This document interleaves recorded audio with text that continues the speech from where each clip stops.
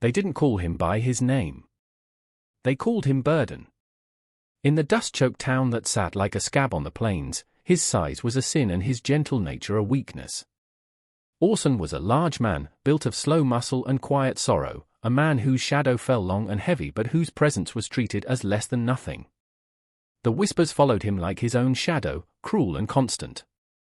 They said he was too slow to work, too large to feed, too soft to be a man. He had learned to curve his shoulders, to stoop his head, to make himself smaller in a world that only saw his mass. He ate what was left, slept where he was told, and absorbed their scorn like the dry earth absorbs a bitter rain. He had long ago forgotten the sound of his own name on someone's lips. It had been replaced by jeers, by sighs of exasperation, by the heavy silence of being ignored. He was a piece of furniture that breathed, a problem to be shifted from one corner to the next. The day the men gathered in the saloon, their laughter spilling out into the street like cheap whiskey, was the day his life fractured. They were casting lots, their voices thick with derision. They were selling him. Not for any crime, but for the crime of being himself. The price was $3 silver. The sound of the coins hitting the scarred wooden bar was the sound of his soul being weighed and found wanting. It was the price of a lame mule, of a broken plough. It was the price of a man they had already discarded. He stood outside, listening, the hot sun beating down on his bowed head, and felt a hollowness so vast it threatened to swallow the sky. $3. That was the sum of his worth. A figure stepped out of the saloon's swinging doors, blocking the sun. It was not one of the town's familiar, sneering men. It was a woman. She was tall and moved with a kind of quiet economy, her body lean and strong from a life lived under the open sky. Dust clung to her boots and her hat was pulled low, but her eyes, when she looked at him, were startlingly clear. They held no pity, no disgust, and, most unnervingly, no judgment. They simply saw. She was the one who had bought him. The men inside hooted with laughter, their voices a cruel chorus. "What's a lone cowgirl want with that oaf?" one of them bellowed. She ignored them completely. She walked over to Orson, who flinched, expecting a blow or a harsh command. A rough rope had been tied around his wrist, the other end held by the saloon owner. It was a leash. The woman looked at the rope, then at his face. She reached into her pocket and produced the $3 silver, their gleam a fresh wound in the afternoon light. She dropped them into the saloon owner's outstretched, greedy hand. Then, with a small, sharp knife from her belt, she did something that stopped his breath. She didn't pull the rope. She didn't drag him. She carefully, deliberately, cut it. The fibers parted and the leash fell away into the dust. The small, sharp sound of the cut was louder than all the laughter in the world. She sheathed the knife, gave a short, sharp nod toward the open road, and started walking. She didn't look back to see if he was following. She simply trusted that he would. For the first time in a lifetime, someone had not pushed him, but freed him. He took a hesitant step, then another, leaving the only world he had ever known behind. The silence of the plains was a living thing. It was nothing like the stifling silence of the town, which was always filled with unspoken contempt. This silence was vast, open, and clean. It was the sound of wind whispering through dry grass, the cry of a hawk circling high above, the rhythmic crunch of their boots on the hard-packed earth. Orson followed several paces behind the woman, Calla, though he did not yet know her name. He walked in a state of suspended disbelief, waiting for the other shoe to drop, for the kindness to curdle into cruelty. But it never did. She set a pace that was steady and relentless, yet she seemed to understand the limits of his body, a body softened by inactivity and a poor diet. When his breathing grew labored on an incline, the space between them would lengthen slightly, just enough for him to catch his breath without the shame of having to ask. When they stopped for water, she would pass him the canteen first, a simple, unspoken gesture of provision that felt more profound than any sermon. He watched her, studying the way she moved. She was a part of the landscape, her senses tuned to its subtle language. She noticed the turn of a leaf, the track of a coyote, the shift in the clouds that foretold a change in weather. She was a silent witness to the world, and now, to him.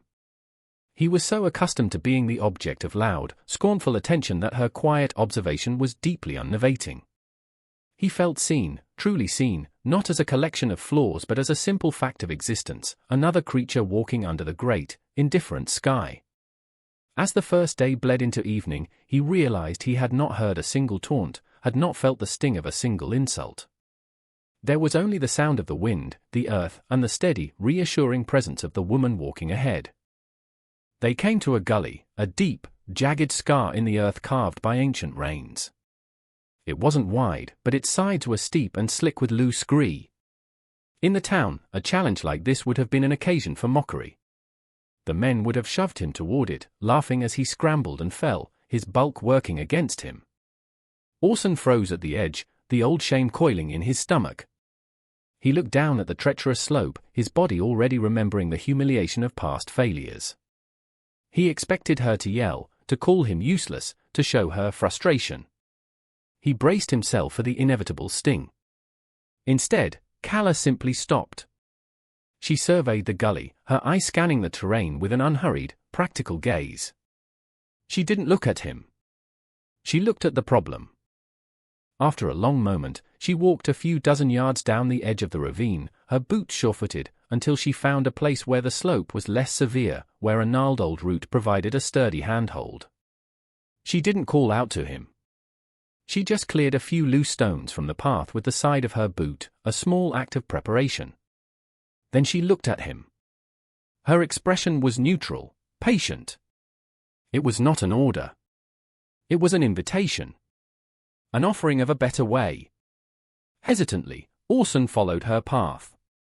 He placed his feet where she had cleared the stones. He grasped the thick, reliable root. His weight was still a challenge, and his breath came in ragged bursts, but his feet found purchase. He didn't slip. He didn't fall.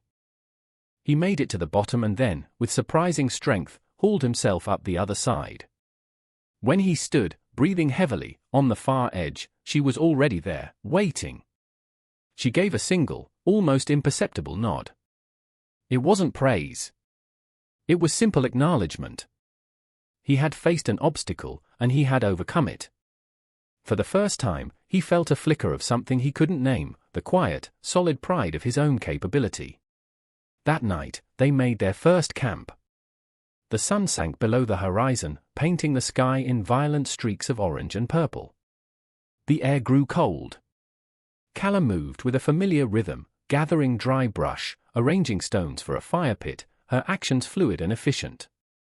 Orson sat on a rock, feeling useless and clumsy, a spectator to her competence. He was the burden, after all. He was used to being told what to do, and in the absence of commands, he was lost. The fire caught, and the flames pushed back the immense darkness of the plains. The warm light flickered across her face, making it a mask of shadows and light. After tending to the small meal she was preparing, she did something unexpected. She picked up a piece of pale, smooth wood, a fallen branch of cartonwood, and a small, sharp knife. She held them out to him. Orson stared at her, then at the objects in her hand, his mind blank with confusion. He didn't understand. Was it a test? A trick? He made no move to take them. Calla's gaze didn't waver. She simply held them out, her patience as vast and steady as the night sky. Finally, tentatively, he reached out and took the wood and the knife. His large hands, which felt so awkward holding a hammer or a shovel, felt strangely at home wrapped around the familiar shapes. In the secret, stolen moments of his life in the town, he had carved. He would find scraps of wood and, with a sharpened bit of metal, release the shapes he saw inside, a bird, a fish, a leaf. It was the one thing that was his alone. He began to carve, his hands moving slowly at first, then with growing confidence. He didn't try for anything complex. He just let the knife follow the grain, smoothing the rough edges, creating a simple, pleasing shape like a river stone. When he was done, he looked up. She was watching him, her meal forgotten. He held out the small, smooth object. She took it, her calloused fingers surprisingly gentle as they explored its contours. She turned it over in the firelight, then placed it carefully on a flat rock by the fire, a place of honor. She had seen him. Not the burden, but the maker. The journey continued for days that blurred into one another, a long, walking meditation. Orson learned to read the landscape through Callah's actions. He learned that a certain cluster of plants meant water was near, that the frantic chatter of jays could signal a predator, that the angle of the sun was a more reliable clock than any in town. He watched her gentle a spooked mustang they came across, her voice a low murmur, her hand extended not in dominance but in offering. He watched her patch a tear in her leather satchel with neat, strong stitches, her focus absolute. Her strength was not in her voice, which she rarely used, but in her hands, in her eyes, in her profound and unwavering competence. She inhabited her own life so completely that she made the loud, boastful strength of the town's men seem like a fragile performance. One afternoon, as they walked, a rattlesnake coiled on the path ahead of them, its warning a dry, chilling buzz that vibrated through the soles of their boots. Orson's blood ran cold, he froze, his mind screaming with panic. Callah stopped, her body instantly still but not rigid. She didn't reach for a weapon. She didn't shout. She stood her ground, a silent, unthreatening presence, and simply waited. She watched the snake, giving it space, respecting its power and its fear. After a long, tense minute, the snake uncoiled, its fear subsiding in the face of her calm, and slithered away into the tall grass. She had not conquered it. She had allowed it to be what it was, and in doing so, had disarmed the threat. Orson looked from the disappearing snake to her calm face and understood. True power wasn't about domination. It was about understanding.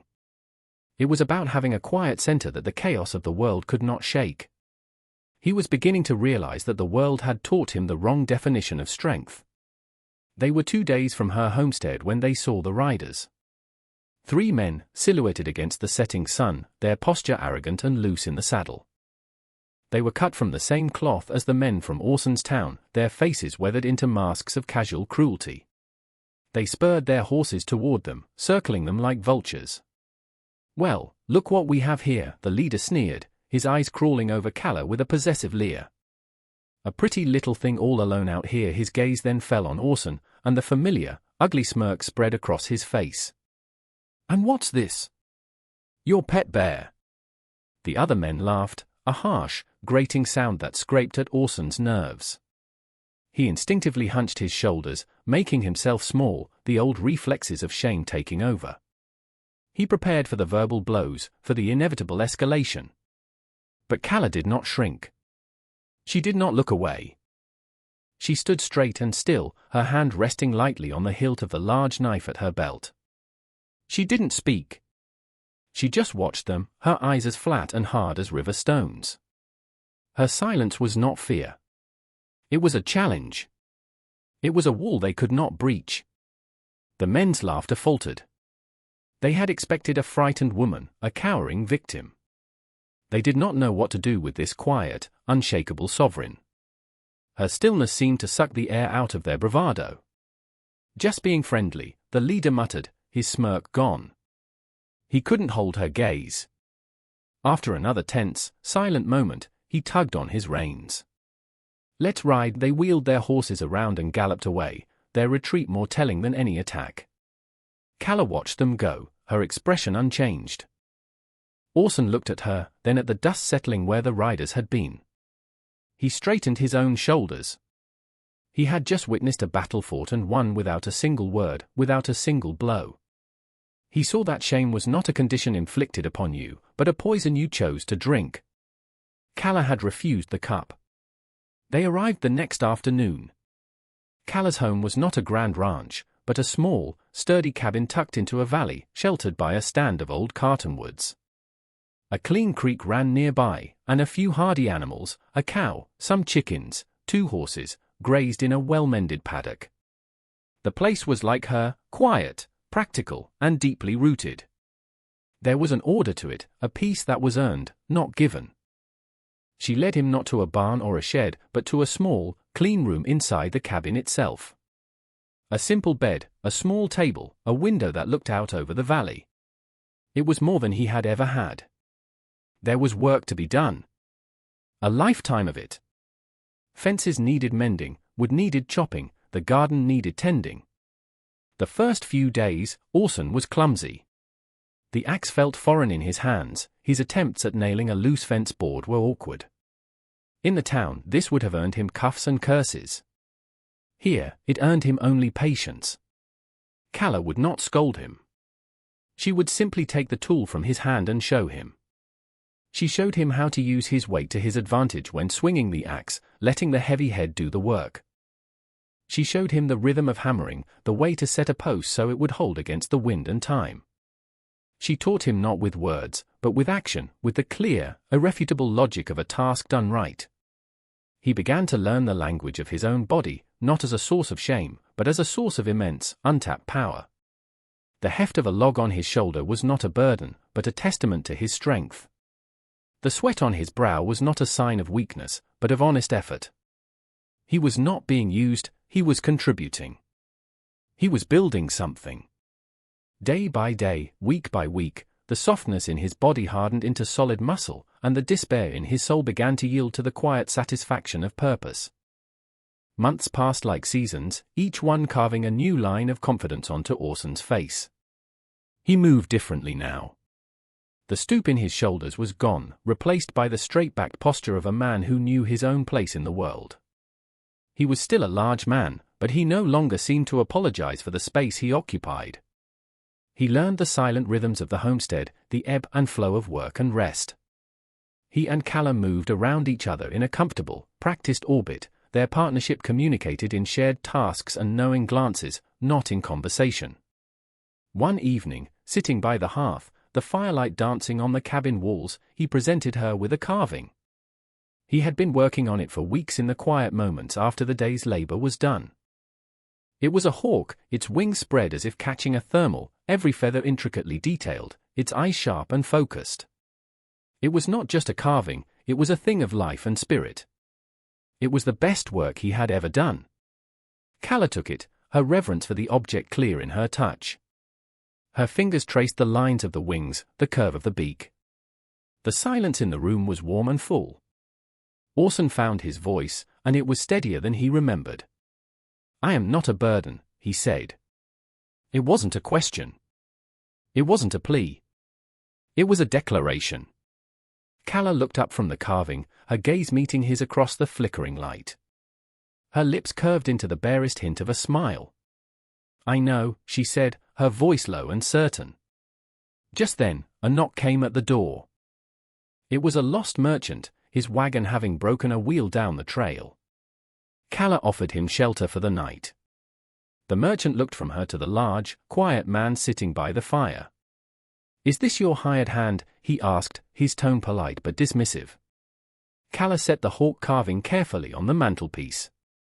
She turned to the merchant, her eyes clear and direct. Her voice rang with the truth of a struck bell. "He is my groom." The word hung in the quiet air of the cabin, settling into the spaces between them. Groom. The merchant, flustered and corrected, mumbled an apology. But Orson understood. The word was not about marriage in the way the world understood it. It was deeper. A groom was one who tends, who cares for, who is essential to the well-being of the whole. A groom was a partner, a guardian, a necessary half of a functioning life. It was a title of profound respect, of belonging. It was the opposite of burden. It was the opposite of $3 silver. It was the final, unbreakable seal on his new reality. He was not a thing that had been bought, but a person who had been chosen. He was no longer an object of scorn, but a subject of worth. The next morning, as the sun crested the mountains and spilled golden light across the valley, Orson stood on the porch of the cabin. He looked out at the land that was now his home. He breathed in the clean, cold air, and it felt like the first true breath of his life. The hawk he had carved sat on the mantel inside, a permanent symbol of his own unleashed spirit. He was a large man, built of slow muscle and quiet strength. He was a maker. He was a partner. He was a groom. He had finally learned the sound of his own name, not because anyone had said it, but because he finally knew who he was. The cruel voices of the town were a distant echo, a bad dream from a life that no longer belonged to him. Here, in the vast, affirming silence of the plains, he was finally, completely, free. This story is a testament to the fact that our worth is not determined by the opinions of others, but by the truth we find in ourselves and the respect we earn from those who truly see us. We've all felt undervalued at some point in our lives. What was a moment when someone's small act of kindness helped you see yourself in a new light? Let us know in the comments below. And if this story moved you, please give it a like and subscribe for more content that celebrates the strength of the human spirit. Thank you for watching.